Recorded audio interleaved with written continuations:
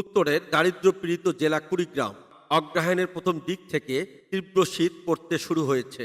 কমছে সর্বোচ্চ এবং সর্বনিম্ন তাপমাত্রার ব্যবধান। উত্তর ও পূর্ব দিক থেকে বইছে হিমেল হাওয়া।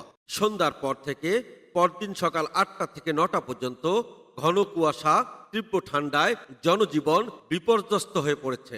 এ পরিস্থিতিতে অতি দরিদ্রের পাশাপাশি চর অঞ্চলের মানুষ শীতবস্ত্র নিয়ে দুশ্চিন্তা রয়েছেন।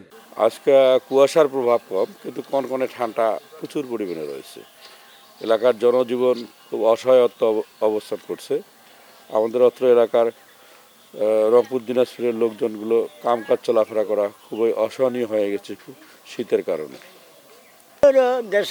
দেশের মধ্যে খুব অভাব চলছে, শীত চলছে, মানুষ কেমন করে বেড়ায় শীতের মধ্যে। আর মানুষ যে আমরা কাপড় পাই না, শীতের কাপড় পাই না, খালি বেড়াই এইভাবে কথান কুলেই আমরা।